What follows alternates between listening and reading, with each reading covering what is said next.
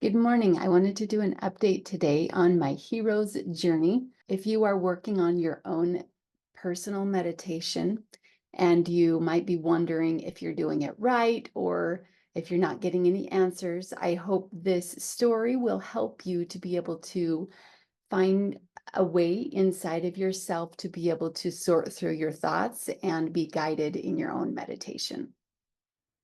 So this week, I'm going to be creating content for our 5-day Phoenix Challenge. I'm super excited about it. We're going to do it in the discussion, in the video and then discussion format so that I can be there to facilitate the conversation or other facilitators can guide the conversation in the future.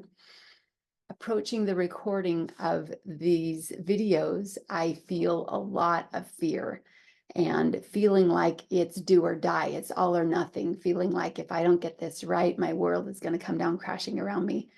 There's a story in a movie that I keep thinking about, and she's drawing this art picture, and her grandma tells her to draw something that is deeper than what she could possibly imagine getting out of her.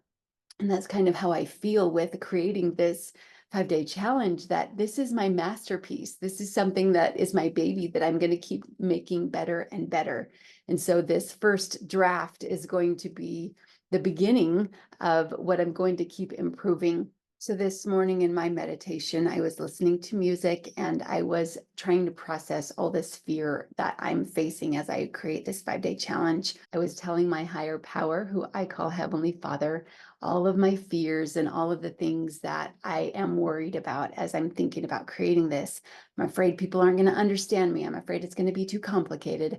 I'm afraid I'm going to sound crazy, all of the things, right? So as I was going through this discovery process to pour out my fears, that I'm worried about keeping all of the promises of all the things that I said I would cover, because that's been something that has bothered me in the past with other people, that they promise something that they're going to do in the class and then they don't do it. Was pouring out all of these feelings that I had. So then the insight came to me that I can do anything one piece at a time. And also, I can't do anything all at the same time.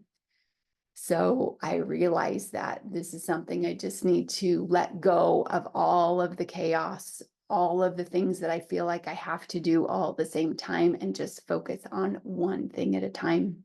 Also, I was recognizing my need for certainty in pouring out to my Heavenly Father. I was telling him what I need.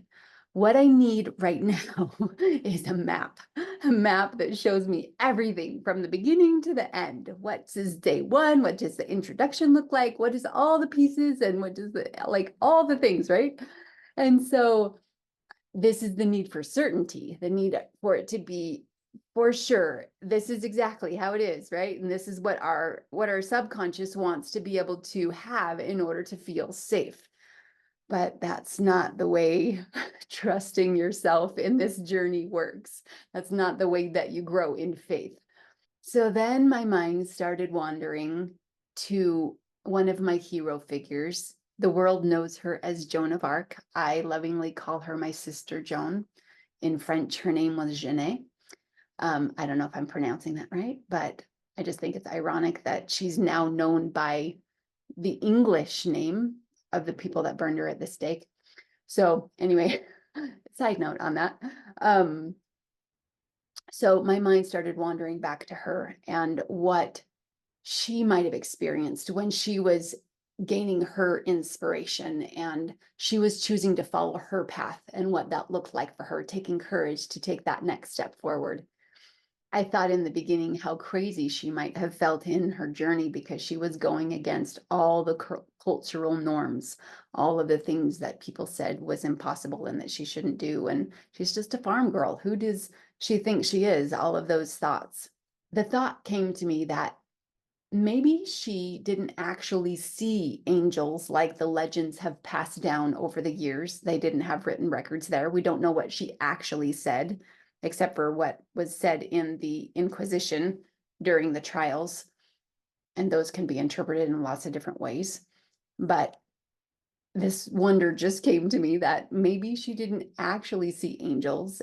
And maybe she got the inspiration in the same way that I get inspiration, just to have thoughts and to get an idea and find the next thing that you need to do. Maybe it was that simple. And maybe she had enough faith to be able to go crown the King of France in order to live her mission and do her purpose. Maybe it was that simple. Maybe she just had these ideas and she felt this calling and this deep passion and burning and yearning inside of her. But despite all of that, she trusted her voices, as she called them, and she trusted them regardless of any personal sacrifice that she had to go through.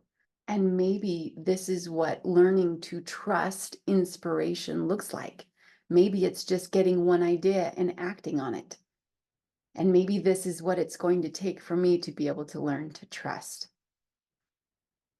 I did a podcast interview this past week, and that was the closing statement that just popped into my mind, that as we're growing on our journey, we're learning to trust more and more our higher power and trust the inspiration that we get and to trust ourselves, which is the next part that I was complaining about. And Heavenly Father saying that you don't need this map.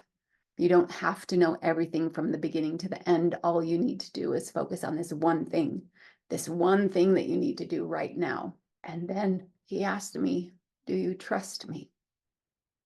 And I said, yes, I trust you, but it's me that I don't trust.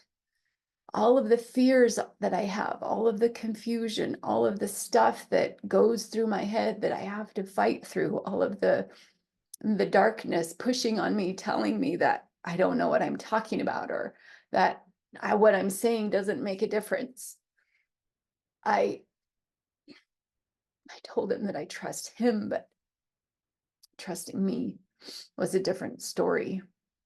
So my mind wandered back. I watched some of my old videos this past week, and from 15 years ago, I was still sharing the same message that I'm sharing now, is that you have a voice and listen to your inner voice, and all of the things that I still feel passionate about teaching. It was just ironic to me that even back then, before I'd been on this entire journey up to where I am now, that even then I was teaching the same message. So it helped me to see that the message is inside of me, no matter how deep, no matter how hard it is to get out of my mouth, that is one thing that I can do to trust, is to know that I can just push record and start talking and allow that voice inside of me to come out. I remember back in the beginning, there was a CD. I went to a seminar with Kirk Duncan, and he was teaching how to make CDs, and he went through this whole template of, okay, here's what you say, here's what you do.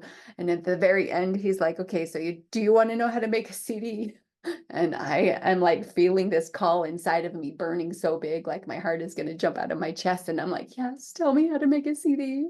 And he says, you get in a room by yourself, you get your recorder, and you push record. And I'm like, are you kidding me? I spent this whole time finding out the way for you to tell me to push record. But the whole point was that trusting yourself enough to push record, and then just talking and allowing whatever is in your heart to come out, which I'm still learning. But this week is going to be a good challenge, a good way to learn to get that voice out of me. So I'm looking forward to creating that content for the 5-day challenge. It's going to be amazing. What else did I want to say today? So that's what this week is about for me. It's about learning to trust myself. It's about knowing that my Heavenly Father has the map and he sees the beginning from the end, and just focus on this one little part at a time. So it's still scary, and I'm still moving forward.